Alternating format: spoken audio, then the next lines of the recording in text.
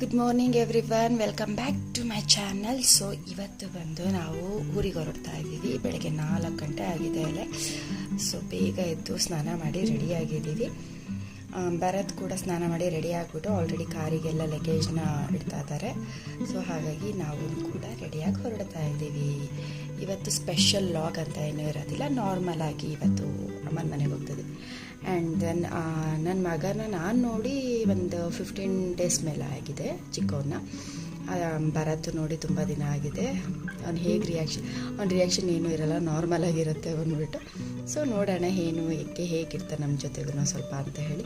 ನಮೇನು ಕೂಡ ತುಂಬ ದಿನ ಆಗಿತ್ತು ಅಮ್ಮನ ಮನೆಗೆ ಹೋಗಿ ಈಗ ಹೋಗ್ತಾ ಇದ್ದೀವಿ. ಹಾಗೇನೆ ನಮ್ಮ ಅತ್ತೆ ಮನೇಲಿ ಫಂಕ್ಷನ್ ಇದೆ, ಅದನ್ನ ಮುಗಿಸ್ಕೊಂಡು ಆಮೇಲೆ ಬರ್ತೀವಿ ಬೆಂಗಳೂರಿಗೆ. ವರಮಹಾಲಕ್ಷ್ಮಿ ಎಲ್ಲ ಸ್ಟಾರ್ಟ್ ಆಗ್ತಾ ಇದೆ, ಬಂದು ಶಾಪಿಂಗ್ ಮಾಡ್ತಾ ಇದ್ದೀರಾ. ಹಾಗೆಯೇ ಎಲ್ಲರ ಮನೇಲೂ ವರಮಹಾಲಕ್ಷ್ಮಿ ಹಬ್ಬ ತುಂಬ ಚೆನ್ನಾಗಾಗಲಿ ಅಂತ ಕೇಳ್ಕೊಳ್ತಾ ಇದ್ದೀನಿ. ನೋಡೋಣ, ಮತ್ತೆ ವರಮಹಾಲಕ್ಷ್ಮಿ ಲಾಗ್ ಮಾಡ್ತೀನಿ ಸಪ್ರೇಟಾಗಿ. ನಮ್ಮ ಮನೇಲಿ ಹೇಗೆ ಮಾಡ್ತೀವಿ, ಏನು ಎತ್ತ, ನಾನು ಹೇಗೆ ದೇವ್ರನ್ನ ಕೂರಿಸ್ತೀವಿ ಎಲ್ಲ ನಾನು ತೋರಿಸ್ತೀನಿ ಕಂಪ್ಲೀಟ್ ವಿಡಿಯೋದಲ್ಲಿ. ಸೊ ಇವತ್ತಿನ ಲಾಗ್ ನೋಡೋಣ ಬನ್ನಿ ಹೇಗಿರುತ್ತೆ ಅಂತ ಹೇಳಿ.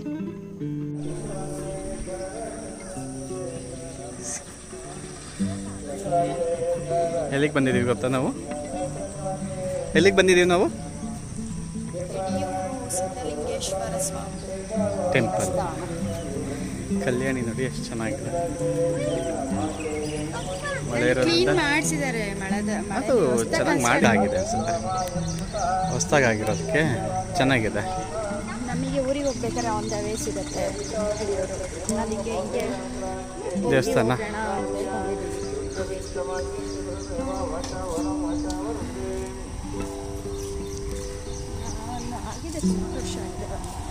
ತುಂಬ ವರ್ಷಗಳಾಯ್ತು, ನನಗೆ ನೆನಪಿಲ್ಲ ನೀನು ಕರ್ಕೊಂಡ್ಬಂದಿರೋದು. ನಾನು ನಿಮ್ಮ ಜೊತೆಗೆ ಇನ್ಯಾರ ಜೊತೆ ಬರಲ್ಲ, ಅವಾಗಿನ ಒಳಗಡೆ ಕನ್ಸ್ಟ್ರಕ್ಷನ್ ಮಾಡಿದ್ದೆ.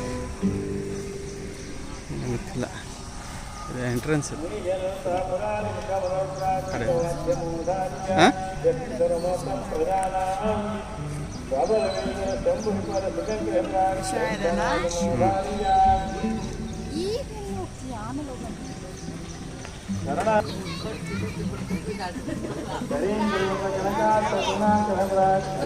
ಏನು ಇದು?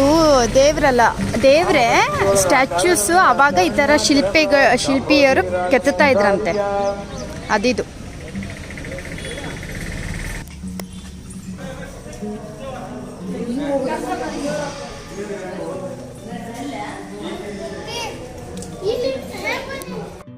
ಹಾಂ,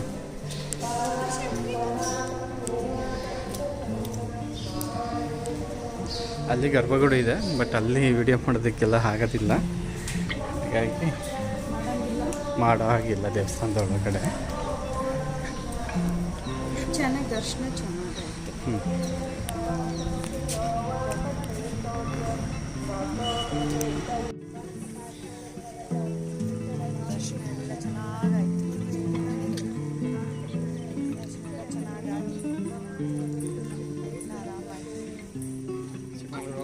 ಈಗ ಮತ್ತೆ ಜರ್ನಿ ಸ್ಟಾರ್ಟ್.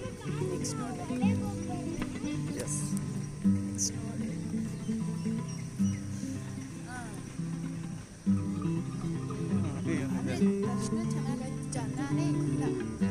ಎಷ್ಟು ಬೆಳಗ್ಗೆ ಜನ ಇದ್ದಾರೆ, ಅಷ್ಟು ಜನ ಇಲ್ಲ ಅಷ್ಟೇ. ಹಾಂ,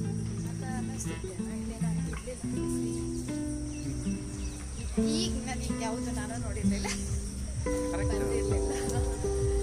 ಗೊತ್ತು. ನಾನು ಯಾವತ್ತೂ ಏನೋ ಗೊತ್ತಿಲ್ಲ, ಒಂದ್ಸತಿ ಹೋಗಿದ್ದೆ, ಯಾವ ದೇವಸ್ಥಾನ ಅಂತ ನೆನಪಾಗಿಲ್ಲ. ಹಿಂಗೆ ಅವಂದ ಬೇನೆ ಎಲ್ಲ ಕರ್ಕೊಂಡೋಗಿದ್ದೆ. ಈ ದೇವಸ್ಥಾನಕ್ಕಂತೂ ಬಂದಿರ್ತಿಲ್ಲ, ನನಗೆ ತುಂಬ ಚೆನ್ನಾಗಿ.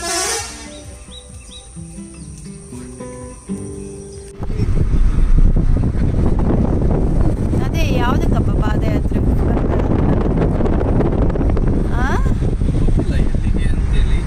ಅದನ್ನೇ ನಾನು ಅಬ್ಸರ್ವ್ ಮಾಡ್ತಾ ಇದ್ದೀನಿ. ಟಿ ಶರ್ಟಲ್ಲಿ ಇದೆ 4ನೇ ವರ್ಷದ ಪಾದಯಾತ್ರೆ ಅಂತೇಳಿ. ಇಲ್ಲಿಗೆ ಅಂತ ಏನು ಗೊತ್ತಪ್ಪ, ಗೊತ್ತಿಲ್ಲ. ವೆದರ್ ಮಾತ್ರ ಸಖತ್ತಾಗಿದೆ, ವೆದರ್ ಚೆನ್ನಾಗಿದೆ, ಕೂಲಾಗಿ. ನಮ್ಮದೇ ತಪ್ಪು, ಫಸ್ಟ್ ಆಫ್ ಆಲ್ ಬೇಗ ಹೊರಡಬೇಕಿತ್ತು, ಲೇಟ್ ಆಯಿತು ನಮ್ಮದೇ. ಬೆಳಗ್ಗೆ ಬೆಂಗಳೂರು ಮಳೆ ಇದೆ, ಬಟ್ ಇಲ್ಲಿ ಏನಂತ ಮಳೆ ಬಂದು ನಿಂತಿದೆ ಇಲ್ಲೂ ಮಳೆ. ಅಷ್ಟಿಲ್ಲ. ಏನಿಲ್ಲ ಮಳೆ ಇಲ್ಲಿ ನೋಡಿದ್ರೆ ಸ್ವಲ್ಪ ನೇರ ಒದ್ದೆ ಇರಬೇಕಿತ್ತು. ಅಷ್ಟಿಲ್ಲ. ಬೆಂಗಳೂರಲ್ಲಿ ಬೆಳಗ್ಗೆ ರಾತ್ರಿ ಎಲ್ಲ ಮಳೆ ಬಂತು. ಚೆನ್ನಾಗಿ ಅಂತಾರ. ಅದು ಪಾದಯಾತ್ರೆ ಆಲ್ಮೋಸ್ಟ್ ಅಲ್ಲಿ ಧರ್ಮಸ್ಥಳಕ್ಕೆ ಹೋಗೋದು ನೋಡಿದ್ದೀನಿ. ಯಾವುದು ಪಾದಯಾತ್ರೆ ಹೋಗ್ತಿದ್ದಾರೆ ಅಂತ ಗೊತ್ತಾಗಲಿಲ್ಲ ಅಷ್ಟು. ಆ ಕಡೆಯಿಂದ ಈ ಕಡೆಗೆ ಇಲ್ಲಿಗೆ ಬಂದಿರ್ಬೇಕಂತ ಏನಪ್ಪ ಅದು ಧರ್ಮಸ್ಥಳಕ್ಕೆ ಹೋಗ್ಬೇಕಾದ್ರೆ ಈ ಥರ ಅಂದರೆ ಇವ್ರಿಗೆ ಫುಲ್ ಈಗ ಆರೆಂಜ್ ಕಲರ್ ಬಟ್ಟೆ ಹಾಕೊಂಡು ಹೋಗಿದ್ರಲ್ಲ ಆ ಥರ ಹಾಕೊಂಡು ಹೋಗಲ್ಲ, ನಾರ್ಮಲಾಗಿ ಹೋಗ್ತಾ ಇರ್ತಾರೆ. ಅದು ಧರ್ಮಸ್ಥಳಕ್ಕೆ ಹೋಗೋದು ಕಾರ್ತಿಕದಲ್ಲಿ ಅಲ್ಲ, ಕಾರ್ತಿಕದಲ್ಲಿ ಮತ್ತೆ ಶಿವರಾತ್ರಿ ಟೈಮಲ್ಲಿ ಹೋಗ್ತಾರೆ. ಇದೇ ಅದಕ್ಕೆ ಹೋಗ್ತಾ ಇದ್ದಾರಪ್ಪ.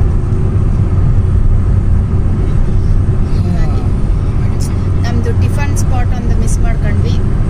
ಅದು ಇಬ್ರು ನೋಡ್ಕೊಂಡು ಮತ್ತೆ ಅದು ಎಲ್ಲಿ ಅಂತ ಗೊತ್ತಾಗ್ಲಿಲ್ಲ. ಒಂದೊಂದು ರೆಗ್ಯುಲರ್ ಸ್ಪಾಟ್ ಇತ್ತು ನಮ್ದು. ಯಾರಾದ್ರೂ ಈ ರೂಟ್ ಬರ್ತೀರಾ ಅಂದ್ರೆ ಅಲ್ಲೋಗಿ ಟಿಫನ್ ಮಾಡಿ, ತುಂಬಾ ಚೆನ್ನಾಗಿರುತ್ತೆ ಮಾತ್ರ ಟಿಫನ್. ಬಜೆಟ್ ಫ್ರೆಂಡ್ಲಿ ಅಂತಾರೆ ಅದು ಅಲ್ಲ, ಕಮ್ಮಿನೇ ತಾನೆ ಸ್ವಲ್ಪ. ಓಕೆ, ಚೆನ್ನಾಗಿದೆ. ಶಾರ್ಕ್ ಫುಡ್ ಕೋರ್ಟ್ ಅಂತ ಹೇಳಿ ಅದ್ರದ್ದು ಗೂಗಲಲ್ಲಿ ಕೂಡ ಮ್ಯಾಪ್ ಇದೆ, ಗೂಗಲ್ ಮ್ಯಾಪಲ್ಲಿ. ಬಟ್ ನಾವು ಲಾಸ್ಟ್ ಒಂದೆರಡು ಸತಿ ಹೋದಾಗ ಅದು ಓಪನ್ ಇರಲಿಲ್ಲ ಅಂತ ಕಾಣ್ತದೆ. ಈ ಸತಿನೂ ಹೋದಾಗ ಅದು ಓಪನ್ ಇತ್ತೋ ಇಲ್ವೋ ಅದು ಗೊತ್ತಿಲ್ಲ ನಮಗೆ. ನೋಡ್ಬೇಕು. ಎಷ್ಟು ಇದಾಗಿದೆ ಅಂದರೆ ಹೋಟೆಲ್ಸ್ಗಳು ತುಂಬ ಆಗಿದೆ ಈಗ ರೋಡ್ ಸೈಡಲ್ಲಿ. ಹೈವೇ ಅಲ್ಲಮ್ಮ. ಚಿಕ್ಕಮಂಗ್ಳೂರು ರೀಚ್ ಆದಾಗ ಆಲ್ರೆಡಿ 11 o'clock ಹೋಗ್ಬಿಟ್ಟಿತ್ತು. ಸೊ ಹಾಗಾಗಿ ಸ್ವಲ್ಪ ರೆಸ್ಟ್ ಮಾಡಿ ಮೆಹಂದಿ ಹಾಕಿದ್ದೆ ತಲೆಗೆ, ಅದೆಲ್ಲ ಮುಗಿಸ್ಕೊಂಡು ಸ್ವಲ್ಪ ಸಿಲ್ವರ್ ತೊಗೊಳ್ಳೋಣ ಅಂತ ಹೇಳಿ ಬಂದಿದ್ದೆ. ಆಫ್ಟರ್ ದಟ್ ಸಿಲ್ವರ್ ತೊಗೊಂಡೆ. ಅಂದರೆ ಒಂದು ಕಾಮಾಕ್ಷಿ ದೀಪ ತೊಗೋಬೇಕಾಗಿತ್ತು, ಅದನ್ನ ತೊಗೊಂಡೆ ನಾನಲ್ಲಿ. ಅಂದರೆ ನನಗೆ ಗೌರಿ ಹಬ್ಬಕ್ಕೆ ಅಂತ ಅಮ್ಮ ಬಾಗ್ನಕ್ಕೆ ಅಂತ ಹೇಳಿ ದುಡ್ಡು ಕೊಟ್ಟಿದ್ರು ಸ್ವಲ್ಪ, ಅದ್ರ ಜೊತೆಗೆ ನಾನು ಸ್ವಲ್ಪ ದುಡ್ಡು ಹಾಕಿ ತೊಗೊಂಡಿದ್ದಾಯಿತು. ಅದಾದಮೇಲೆ ನೆಕ್ಸ್ಟ್ ನಾನು ನನಗೆ ನನ್ನ ತಮ್ಮನ ಮದುವೆಗೆ ಅಂತ ಹೇಳಿ ಸ್ಯಾರಿ ಸ್ಟಿಚ್ ಮಾಡಿಸ್ಲಿಕ್ಕೆ ಸ್ವಲ್ಪ, ಅಂದರೆ ಸ್ಯಾರಿನಲ್ಲಿ ಆಫ್ ಸ್ಯಾರಿನ ಸ್ಟಿಚ್ ಮಾಡ್ಸೋಕ್ಕೆ ಅಂತ ಹೇಳಿ ಸ್ಯಾರಿ ತೊಗೊಂಡಿದ್ದೆ. ಸೊ ಅದಕ್ಕೆ ಸ್ವಲ್ಪ ಮ್ಯಾಚಿಂಗ್ ಸೆಂಟ್ರಲ್ಲಿ ಕೆಲಸ ಇತ್ತು. ಸೊ ಹಾಗಾಗಿ ಅಲ್ಲಿ ಮ್ಯಾಚಿಂಗ್ ಸೆಂಟ್ರಿಗೆ ಹೋಗಿ ಯಾವುದು ಮ್ಯಾಚ್ ಆಗುತ್ತೆ ಬ್ಲೌಸಸ್ಗೆ ಆಗಲಿ, ಅದು ಏನು ಸ್ವಲ್ಪ ಅದಕ್ಕೆ ಮೆಟೀರಿಯಲ್ಸ್ ತೊಗೋಬೇಕಾಗಿತ್ತು ಸ್ಟಿಚ್ ಮಾಡಿಸ್ಲಿಕ್ಕೆ, ಅದನ್ನ ತೊಗೊಂಬರೋಕ್ಕೆ ಅಂತ ಹೋಗಿದ್ವಿ ನಾವೆಲ್ಲ. ಸೊ ನೋಡಬೇಕು ಹೇಗೆ ಕಾಣುತ್ತೆ ಅಂತ ಹೇಳಿ. ಆ್ಯಂಡ್ ದೆನ್ ನಾನು ಇದನ್ನೇ ಹಾಕ್ತೀನ ಬೇರೆದು ಹಾಕ್ತೀನ ಅಂತಲೂ ನನಗೆ ಗೊತ್ತಿಲ್ಲ ಒಂದು. ಸೊ ನೋಡೋಣ. ಬಟ್ ತೊಗೊಂಬಂದಿದ್ದೀನಿ. ಅಂದರೆ ಏನು ಜಾಸ್ತಿ ಏನೂ ಇರಲಿಲ್ಲ, ಜಸ್ಟ್ ಒಂದು ಬ್ಲೌಸ್ಗೆ ಸ್ವಲ್ಪ ಬಾರ್ಡರ್ ಚೇಂಜ್ ಮಾಡೋಕ್ಕೆ ಅಂತ ಅಂದ್ಕೊಂಡ್ಬಂದ್ವಿ. ನೋಡಬೇಕು ಅದನ್ನೇ ಏನಾಗುತ್ತೆ ಅಂತ ಹೇಳಿ. ಇನ್ನೂ ನಮ್ಮ ಟೈಲರ್ ಹತ್ರ ಮಾತಾಡಿಲ್ಲ ಬೇರೆ, ಹಾಗಾಗಿ. ಸೊ ತುಂಬ ಕಲೆಕ್ಷನ್ಸ್ ಇತ್ತು ಇಲ್ಲೇ ಚಿಕ್ಕಮಂಗ್ಳೂರಲ್ಲೇ. ಇಷ್ಟೊಂದು ಕಲೆಕ್ಷನ್ಸ್ ಇದೆಯಾ ಅಂತ ಹೇಳಿ ನಾನು ಅದನ್ನೇ ನೋಡ್ತಿದ್ದೆ. ಇದು ಹೊಸ್ದಾಗಿ ಶಾಪ್ ಆಗಿದೆ ಅಂತೆ, ಚೆನ್ನಾಗಿತ್ತು ಕಲೆಕ್ಷನ್ಸ್ ಎಲ್ಲ. ಸೊ ಅದನ್ನೇ ಮಾತಾಡ್ತಾ ಇದ್ವಿ ನಾನು ನನ್ನ ತಂಗಿಯರೆಲ್ಲ. ಬ್ಯಾಂಗ್ಳೂರಲ್ಲಿ ನಾವು ಏನು ತೊಗೊಳಕ್ಕೆ ಅಂತ ಹೋಗಿದ್ವಲ್ಲ ಆ ಪೀಸಸ್ ಕೂಡ ಇಲ್ಲೂ ಇತ್ತು ನಮಗೆ. ಸೊ ಅಷ್ಟೇ ಬಜೆಟ್ ಇತ್ತು, ಏನು ಅಲ್ಲಿಗೂ ಇಲ್ಲಿಗೂ ಏನು ಡಿಫ್ರೆನ್ಸ್ ಜಾಸ್ತಿ ಇದೆ ಅಂತ ಏನು ಅನ್ನಿಸ್ಲಿಲ್ಲ, ಸೇಮ್ ಇತ್ತು ನಮಗೆ. ಸೊ ಅದೆಲ್ಲ ನೋಡಿಕೊಂಡು ಹಾಗೇ ಸ್ವಲ್ಪ ಹೀಗೆ MG ರೋಡಲ್ಲೆಲ್ಲ ಸ್ವಲ್ಪ ಹಾಗೆ ನೋಡಿಕೊಂಡು ಹೋದ್ವಿ. ಅಂದರೆ ಸ್ವಲ್ಪ ಕಾರು ಆ್ಯಂಡ್ ದೆನ್ ನಿಲ್ಲಿಸ್ಲಿಕ್ಕೆ ಜಾಗ ಇರಲಿಲ್ಲ ಕಾರ್ನ, ಏಕೆ ಅಂದರೆ ಸಿಕ್ಕಾಪಟ್ಟೆ ಕ್ರೌಡು. ಯಾರಾದರೂ ತೆಗಿತಿರೋದು ನೋಡಿದ ತಕ್ಷಣ ಹೋಗಿ ನಿಲ್ಲಿಸ್ಬೇಕಿತ್ತು ಕಾರ್ನ, ಆ ಥರ ಇತ್ತು ಪರಿಸ್ಥಿತಿ. ಹಾಗಾಗಿ ನಾವು ಒಂದು ಕಡೆ ಕಾರ್ನ ನಿಲ್ಲಿಸ್ಬಿಟ್ಟು ಬಂದಿದ್ವಿ ನಡ್ಕೊಂಡು ಎಲ್ಲರೂ. ಅಂದರೆ ಒಂದೇ ಕಡೆ ನಿಲ್ಲಿಸ್ಬಿಟ್ಟು ಎಲ್ಲ ಶಾಪಿಂಗ್ ಥರ ಮಾಡ್ಕೊಂಡು ಹೋಗೋಣ ಅಂತ ಹೇಳಿ. ಅಂದರೆ ಈಗ ನಾನು ಬ್ಯಾಂಗ್ಳೂರು ಹೋಗಿ ಕೂಡ ನಾನು ಸಿಲ್ವರ್ ಏನಾದರೂ ಪರ್ಚೇಸ್ ಮಾಡ್ಬೋದಿತ್ತು. ಸೊ ಹಾಗಾಗಿ ನಮ್ಮಮ್ಮ ಬೇಡ ಇಲ್ಲೇ ತೊಗೊಂಬಿಡು ಅಂತ ಹೇಳಿದರು. ಆ್ಯಂಡ್ ದೆನ್ ನನಗೆ ಒಂದು ದೀಪ ಇತ್ತು, ಸೊ ಅದನ್ನು ಬೇಡ ಚಿಕ್ಕದಿತ್ತು ಅಂತೇಳಿ ಅದನ್ನ ಕೊಟ್ಟು ನಾನು ಬೇರೆದನ್ನ ತೊಗೊಂಡೆ. ಸೊ ಹಾಗಾಗಿ ಎಲ್ಲ ಇಲ್ಲೇ ಮುಗಿಸ್ಕೊಂಡು ಹೋದರೆ ಚೆನ್ನಾಗೆ ಚಿಕ್ಕಮಂಗ್ಳೂರಲ್ಲೇ ಅಂತ ಹೇಳಿ ಬಂದ್ವಿ. ಅದಾಗಿ ಮನೆಗೆ ಹೋಗಿ ಸ್ವಲ್ಪ ಮನೆಗೇನು ಹೋಗಲಿಲ್ಲ, ಅದ್ರದ್ದು ನೆಕ್ಸ್ಟ್ ನಾವು ತಿಲಾಕ್ ಪಾರ್ಕ್ಗೆ ಹೋಗಿದ್ವಿ. ಚಿಕ್ಕಮಂಗ್ಳೂರಲ್ಲಿ ತಿಲಾಕ್ ಪಾರ್ಕ್ ಅಂತ ಇದೆ, ಅಲ್ಲಿ ಸ್ನ್ಯಾಕ್ಸ್ಗೆ ಸಿಕ್ಕಾಪಟ್ಟೆ ಫೇಮಸ್ ಪ್ಲೇಸ್ ಅದು. ಯಾರಾದರೂ ಚಿಕ್ಕಮಂಗ್ಳೂರಿಗೆ ರೀಸೆಂಟಾಗಿ ಬರ್ತೀರಾ ಅಥವಾ ಬಂದರೆ ಅಲ್ಲಿಗೆ ಟೇಸ್ಟ್ ಮಾಡಲಿಕ್ಕೆ ಅಂತ ಹೋಗಿ. ಅಲ್ಲಂತೂ ಸ್ಟ್ರೀಟ್ ಫುಡ್ಸ್ ಎಲ್ಲ ತುಂಬ ಚೆನ್ನಾಗಿರುತ್ತೆ. ನಾವು ಪ್ರತಿ ಸತಿ ಅಂದರೆ ಚಿಕ್ಕಮಂಗ್ಳೂರಿಗೆ ನಾವು ಬರ್ತಿರ್ತೀವಿ, ಬಟ್ ಬಂದ್ರೂ ನಾವು ಈ ಥರ ಹೋಗಿ ತಿನ್ನಲಿದ್ದು ಸ್ವಲ್ಪ ಕಮ್ಮಿ ಆಗಿದೆ. ಹಾಗಾಗಿ ಬಂದಾಗೆಲ್ಲ ಈ ಥರ ಕಾರಲ್ಲಿ ಬಂದುಬಿಟ್ಟು ತಿಂದ್ಬಿಟ್ಟು ಹೊರಡ್ತೀವಿ ನಾವು. ನಮಗೆ ಅದೊಂಥರ ಅಲ್ಲೋಗಿ ತಿಂದರೆ ಒಂಥರ ಸಮಾಧಾನ ಅನ್ನೋ ಥರ. ಬಟ್ ತುಂಬ ಚೆನ್ನಾಗಿರುತ್ತೆ ಅಲ್ಲಿ. ಬ್ಯಾಂಗ್ಳೂರಲ್ಲಿ ನಾನಂತೂ ಆ ಥರ ಗೋಬಿ ಎಲ್ಲೂ ತಿಂದೇ ಇಲ್ಲ, ಚಿಕ್ಕಮಂಗ್ಳೂರಲ್ಲೇ ಟೇಸ್ಟ್ ಚೆಂದ ಅನಿಸುತ್ತೆ. ಈಗಲೂ ಕೆಲವೊಂದೊಂದು ಕಡೆ ಅಷ್ಟಿಲ್ಲ, ಕೆಲವೊಂದೊಂದು ಕಡೆ ತುಂಬ ಚೆನ್ನಾಗಿದೆ ಚಿಕ್ಕಮಂಗ್ಳೂರಲ್ಲೂ ಕೂಡ. ಸೊ ಅಲ್ಲಿ ಹೋಗಿ ನನ್ನ ಮಗ ಏನೇನೋ ಕಿಟ್ಲೆ ಮಾಡ್ತಾ ಇದ್ದ, ಸೊ ಅವನು ಕರ್ಕೊಂಡು ಹೋಗಿದ್ವಿ. ದೊಡ್ಡವನ್ನ ಬಿಟ್ಟೋಗಿದ್ವಿ. ಸೊ ನಮ್ಮ ಗುಂಡ ಏನೇನೋ ಕಿಟ್ಲೆ ಮಾಡ್ತಾ ಇದ್ದೆ ಸಿಕ್ಕಾಪಟ್ಟೆ. ಅವನ್ನೆಲ್ಲ ಇದೇ ಥರ ಮಾತಾಡಿಸ್ಕೊತ ಅಮ್ಮ ಅನ್ನು ಅಂತ ಈ ಥರ ಎಲ್ಲ ಹೇಳಿಸ್ತಾ ಅವನಿಗೆ ಕೂತ್ಕೊಂಡಿದ್ವಿ ನಾವು ಅಲ್ಲೇ. ಆ್ಯಂಡ್ ದೆನ್ ಇಲ್ಲಿಗೆ ನಾವು ಆಲ್ಮೋಸ್ಟ್ ಬರ್ತಾನೆ ಇರ್ತೀವಿ ಫ್ರೀಕ್ವೆಂಟಾಗಿ ಅವಾಗ ಅನ್ನೋ ಥರ. ಯಾವಾಗ ಟೈಮ್ ಸಿಗುತ್ತೆ ಅಂದರೆ ನಾವು ಚಿಕ್ಕಮಂಗ್ಳೂರು ಬಂದಾಗ ಟೈಮ್ ಸಿಕ್ಕಿದಾಗೆಲ್ಲ ಬರ್ತಿರ್ತೀವಿ ಎಲ್ಲಿಗೆ ತಿಲಕ್ ಪಾರ್ಕ್ ಹತ್ರ. ಸೊ ಅಲ್ಲಿ ಏನು ಅಂದರೆ ದೊಡ್ಡ ಫೀಲ್ಡ್, ಅಲ್ಲಿ ಎಲ್ಲ ಥರದ್ದು ಇಟ್ಕೊಂಡಿರ್ತಾರೆ. ಲೈಕ್ ಗೋಬಿ ಮಂಚೂರಿ, ಪಾನಿಪುರಿ, ಮಡಿಕೆ ಪಾನಿಪುರಿ, ಹಾಗೆಯೇ ದೋಸೆ, ಪರೋಟ, ಆಮೇಲೆ ನಾನ್ ವೆಜ್ಜಸ್ ಸಮಥಿಂಗ್ ಇದೆ ಅಲ್ಲೇನೂ. ಅದು ಬರ್ಗರ್ ಅಂದರೆ ನಿಮಗೆ ಬ್ಯಾಂಗ್ಳೂರು ಸಿಗುತ್ತಲ್ಲ ಅದೇ ಥರ ಇರೋಲ್ಲ, ಎಕ್ಸಾಕ್ಟ್ ಸ್ವಲ್ಪ ಚೇಂಜಸ್ ಇರುತ್ತೆ. ಆಮೇಲೆ ಫ್ರೈಡ್ ರೈಸ್, ನೂಡಲ್ಸ್, ಚುರ್ಮುರಿ, ಬೋಂಡಾ, ಬಜ್ಜಿ, ಹಾಗೆಯೇ ಸ್ವೀಟ್ ಕಾರ್ನ್ಸ್, ಐಸ್ ಕ್ರೀಮ್ಸ್, ಈ ಥರ ತುಂಬ ವೆರೈಟೀಸ್ ತಂದಿರ್ತಾರೆ ಒಂದಲ್ಲೆಲ್ಲ, ಸಿಕ್ಕಾಪಟ್ಟೆನೇ ಇರುತ್ತೆ. ಸೊ ನಿಮಗೆ ಒಂದು ಸ್ಪಾಟಲ್ಲಿ ಹೋದರೆ ಇಲ್ಲಿ ಎಲ್ಲ ಥರದ್ದು ನೀವು ಟೇಸ್ಟ್ ಮಾಡ್ಬೋದು ಬೇಕು ಅಂತಂದರೆ. ಸೊ ಆ ಥರ ಇದೆ. ನಮಗದೊಂಥರ ತುಂಬ ಚೆನ್ನಾಗಿ ಅನಿಸುತ್ತೆ ಬಂದಾಗೆಲ್ಲ ತಿನ್ಕೊಂಡು ಹೋಗಲಿಕ್ಕೆ ಎಲ್ಲ. ಸೊ ನಾವಿನ್ನೂ ಹಿಂಗೆ ಕುತ್ಕೊಂಡಿದ್ವಿ, ಅಷ್ಟೊತ್ತಿಗೆಲ್ಲ ಭರತ್ ಗೋಬಿ ಮಂಚೂರಿ ತೊಗೊಂಬಂದು ತೋರಿಸ್ತಾಯಿದ್ರು. ಆ್ಯಕ್ಚುಲಿ ಅಲ್ಟಿಮೇಟ್ ಆಗಿತ್ತು ಇದೊಂದು ಗೋಬಿ ಮಂಚೂರಿ ಅಂತೂ. ಬಿಸಿ ಆಗಿದ್ರೂ ಸಕ್ಕ ಚೆನ್ನಾಗಿತ್ತು. ನಮಗೆಲ್ಲ ಸ್ವಲ್ಪ ಸ್ಪೈಸಿ ಅಂದರೆ ತುಂಬ ಇಷ್ಟ, ಹಾಗಾಗಿ ಸ್ವಲ್ಪ ಸ್ಪೈಸಿ ಹಾಕಿಸ್ಕೊಂಬಂದಿದ್ರು. ಟೇಸ್ಟ್ ಕೂಡ ತುಂಬಾ ಚೆನ್ನಾಗಿತ್ತು ಬಂದು. ಏಕೆ ಅಂದರೆ ಏನು ಅಂದರೆ ಬೆಂಗಳೂರಲ್ಲೆಲ್ಲ ನಿಮಗೆ ಗೋಬಿ ಮಂಚೂರಿಗೆ ಸಾಸ್ ಸ್ವಲ್ಪ ಹಾಕ್ಕೊಂಡು ಅದಕ್ಕೆ ನೀರು ಮಿಕ್ಸ್ ಮಾಡಿಬಿಟ್ಟು ಯೂಸ್ ಮಾಡ್ತಾರೆ. ಇಲ್ಲಿ ಹಾಗಲ್ಲ, ಹಾಗೇ ಸಾಸ್ ಯೂಸ್ ಮಾಡ್ತಾರೆ. ನಿಮಗೆ ಆ ತಿಕ್ನೆಸ್ ಗೊತ್ತಾಗ್ತಾ ಇರುತ್ತೆ ಅದರಲ್ಲಿ, ಹಾಗಾಗಿ ನೋಡಿ ತೋರಿಸ್ತಾ ಇದ್ದಾರಲ್ಲ ಈ ಥರ ಇರುತ್ತೆ. ತುಂಬಾ ತಿಕ್ನೆಸ್ ಇರುತ್ತೆ, ಚೆನ್ನಾಗಿ ಅನಿಸುತ್ತೆ ಬಂದು ತಿನ್ನಲಿಕ್ಕೂ ಕೂಡ. ಈಗೀಗ ಇಲ್ಲೂ ಸ್ವಲ್ಪ ನೀರು ಆ್ಯಡ್ ಮಾಡ್ತಾರೆ, ಇಲ್ಲ ಅಂತ ನಾನು ಹೇಳಲ್ಲ, ಬಟ್ ಅಲ್ಲಿಗೆ ಹೋಲಿಸ್ಕೊಂಡ್ರೆ ಇಲ್ಲಿ ಸ್ವಲ್ಪ ಸಾಸ್ಗೆಲ್ಲ ನೀರು ಕಮ್ಮಿ ಆ್ಯಡ್ ಮಾಡ್ತಾರೆ, ಹಾಗಾಗಿ ಟೇಸ್ಟ್ ಸ್ವಲ್ಪ ಚೆನ್ನಾಗಿ ಕೊಡ್ತಾರೆ ಇಲ್ಲಿ. ಹಾಗಾಗಿ ಸೊ ಆಮೇಲೆ ಕ್ರೌಡ್ ಇರುತ್ತೆ, ವೀಕೆಂಡ್ಸ್ ಅಂದರೆ ಇಲ್ಲಿ ಸಿಕ್ಕಾಪಟ್ಟೆ ಕ್ರೌಡ್ ಇರುತ್ತೆ. ಸೊ ನಾವು ವೀಕ್ ಡೇಸಲ್ಲೆಲ್ಲ ಹೋಗಿದ್ದು, ಹಂಗಾಗಿ ಅಷ್ಟು ಜನ ಇರಲಿಲ್ಲ ಬಂದುಬಿಟ್ಟು. ನಮಗೂ ಖುಷಿ ಆಯಿತು, ತುಂಬ ದಿನ ನಂತರ ತಿಂತಾಯಿದ್ವಿ. ಬರತ್ತೂ ಅಷ್ಟೇ, ಮದುವೆ ಆದಮೇಲೆ ಅವ್ರು ಹೇಳ್ತಾ ಇರ್ತಾರೆ ಗೋಬಿ ಮಂಚೂರಿ ತಿಂದರೆ ಚಿಕ್ಕಮಂಗ್ಳೂರು ತಿನ್ನಬೇಕು, ಟೇಸ್ಟ್ ಚೆನ್ನಾಗಿರುತ್ತೆ ಅಂತ ಹೇಳಿ. ಅಲ್ಲಿ ಗೋಬಿ ಮಂಚೂರಿ ಅಂತಲೇ ಅಲ್ಲ, ಪಾನಿಪುರಿ ಎಲ್ಲದೂ ಟೇಸ್ಟ್ ಚೆನ್ನಾಗಿರುತ್ತೆ ಒಂಥರ. ಸೊ ನಮ್ಮೂರು ನಮಗೆ ಚಂದ ಅಂತೀವಲ್ಲ ಆ ಥರ ಇದೊಂಥರ. ಏನೇ ಅಂದ್ರೂ ಎಷ್ಟೇ ಯಾವುದೇ ಜಾಗದಲ್ಲಿ ಸುತ್ತಾಡಿ ಎಲ್ಲೆಲ್ಲೇ ನಾವಿದ್ರೂ ಕೊನೆಗೆ ನಮಗೆ ಇಷ್ಟ ಆಗೋದು ನಮ್ಮೂರಿಂದ ನಮಗೆ ಇಷ್ಟ ಆಗೋದು ಒಂದು. ಹಾಗೆಯೇ ಗೋಬಿ ಮಂಚೂರಿ ತಿಂದಾದಮೇಲೆ ಪಾನಿಪುರಿ ತಿಂದ್ವಿ. ಅಂದರೆ ಒಂದು ಪಾನಿಪುರಿ ತೊಗೊಂಡು ಇನ್ನೊಂದು ಮತ್ತೆ ದಹಿಪುರಿ ಕೂಡ ತೊಗೊಂಡು. ದಹಿಪುರಿ ಹೋಲಿಸ್ಕೊಂಡ್ರೆ ಬ್ಯಾಂಗ್ಳೂರೇ ಬೆಟರ್ ಅನಿಸುತ್ತೆ, ಅಲ್ಲಿ ಚೆನ್ನಾಗಿರುತ್ತೆ ಇಲ್ಲಿಗಿಂತ.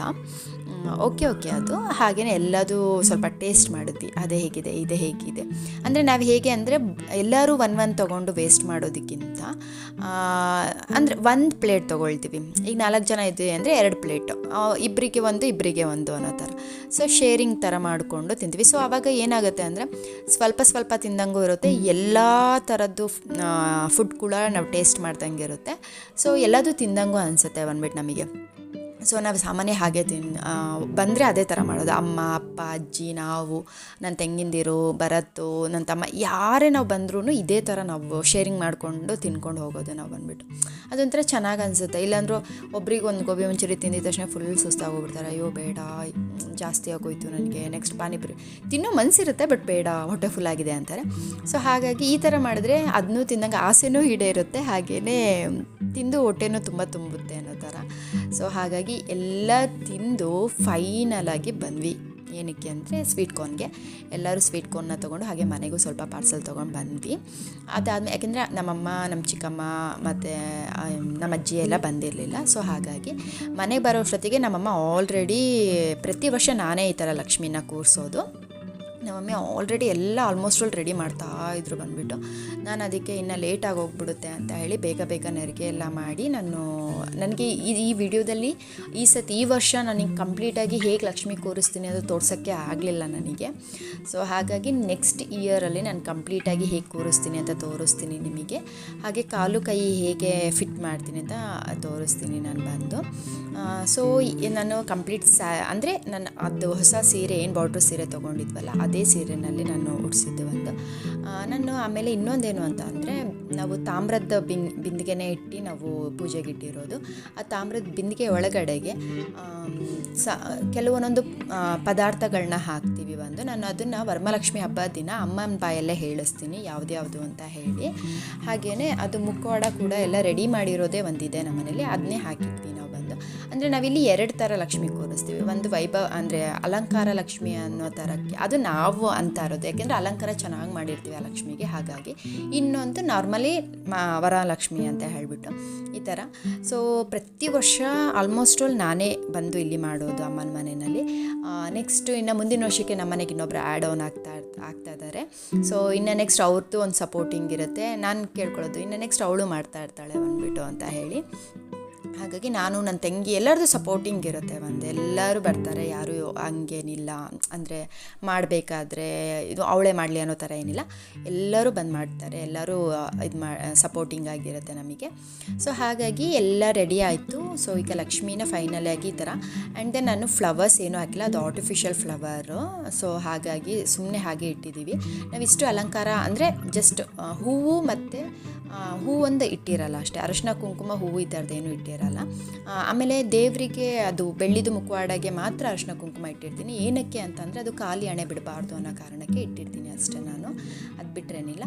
ಸೊ ಇನ್ನು ನೆಕ್ಸ್ಟು ಈ ಥರ ಎಲ್ಲ ಏನು ಹಣ್ಣು, ಎಲೆ ಅಡಿಕೆ ಅದೆಲ್ಲ ರೆಡಿ ಮಾಡಿ ಬೆಳಿಗ್ಗೆ ಎದ್ದಿದ ತಕ್ಷಣವೇ ಏನೂ ಇರೋದಿಲ್ಲ. ಎದ್ದಿದ ತಕ್ಷಣ ಸ್ವಲ್ಪ ಗೋಮೂತ್ರನೋ ಅಥವಾ ಸಗಣಿ ನೀರೋ, ಅದು ಇಲ್ಲಾಂದರೆ ಅರಶಿನದ ನೀರು, ಅದರಲ್ಲಿ ಸ್ವಲ್ಪ ಪ್ರೋಕ್ಷಣೆ ಮಾಡಿಬಿಟ್ಟು ಸುತ್ತ ಹೂವು ಅಲಂಕಾರ ಮಾಡಿಕೊಂಡು ದೀಪ ಹಚ್ಬಿಟ್ಟು ಪೂಜೆ ಮಾಡೋದು. ಇದಿಷ್ಟೇ ನಾವು ಇಟ್ಕೊಳ್ಳೋದು ಬೆಳಗ್ಗೆಗೆ. ಪ್ರತಿಯೊಂದು ಹಿಂದಿನ ದಿನವೇ ಮಾಡಿಟ್ಟಿರುತ್ತೆ, ಯಾಕಂದರೆ ಬೆಳಗ್ಗೆ ಎದ್ದು ಅಟ್ಲೀಸ್ಟ್ ಮುಹೂರ್ತ ಬೇಗ ಬಂದುಬಿಟ್ಟಿರುತ್ತೆ, ಅಂದರೆ ಈ ಟೈಮಿಗೆ ಪೂಜೆ ಮಾಡಬೇಕು ಅಂತ ಹೇಳಿಬಿಟ್ಟಿರ್ತಾರೆ. ಈ ಥರ ಎಲ್ಲ ಇದ್ದಾಗ ಅಮ್ಮನಿಗೆ ಕಷ್ಟ ಆಗೋಗ್ಬಿಡುತ್ತೆ, ಬೆಳಗ್ಗೆ ಎಲ್ಲ ರೆಡಿ ಮಾಡಿಕೊಂಡು ಮಾಡಲಿಕ್ಕೆ ಅವ್ರಿಗೆ ಆಗಲ್ಲ. ಯಾಕೆಂದರೆ ಅವರು ಬುಕ್ ಓದ್ತಾರೆ, ವರಮಹಾಲಕ್ಷ್ಮಿ ಬುಕ್ಕು. ಸೊ ಅದೆಲ್ಲ ಓದ್ಕೊಂಡು ಅದೆಲ್ಲ ಮಾಡೋಷ್ಟೊತ್ತಿಗೆ ಅವರಿಗೆ ಆಗೋದಿಲ್ಲ ಬಂದುಬಿಟ್ಟು ಅದೆಲ್ಲ ಮಾಡೋಕ್ಕೆ ಅಂತ ಹೇಳಿ ನಾವೇನು ಮಾಡ್ತೀನಿ, ಹಿಂದಿನ ದಿನವೇ ಪ್ರತಿಯೊಂದು ರೆಡಿ ಮಾಡಿಟ್ಟಿದ್ದೀವಿ.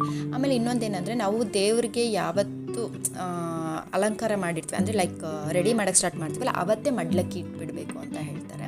ಯಾಕೆಂದರೆ ಕೆಲವರು ಮರ್ತು ಹೋಗ್ಬಿಡ್ತಾರೆ ಮಾರನೇ ದಿನ ಇಡೋಕ್ಕೆ. ಅದಕ್ಕೋಸ್ಕರ ಒಂದಿನ ಮುಂಚಿತವಾಗಲೇ ರೆಡಿ ಮಾಡಿಟ್ರೆ ಏನೂ ಇದಿಲ್ಲ. ನಾವು ವರಮಹಾಲಕ್ಷ್ಮಿ ಹಬ್ಬದ ದಿನ ದೇವರಿಗೆ ಮಡ್ಲಕ್ಕಿ ಕೊಡಬೇಕು, ಆವಾಗ ಸಂತೃಪ್ತಳಾಗಿ ಅದನ್ನ ತೊಗೊಂಡೋಗ್ತಾಳೆ ಅಂತ ಹೇಳಿಬಿಟ್ಟು ಆ ಮಡ್ಲಕ್ಕಿನ ಇಡಬೇಕು ಅಂತ ಹೇಳ್ತಾರೆ.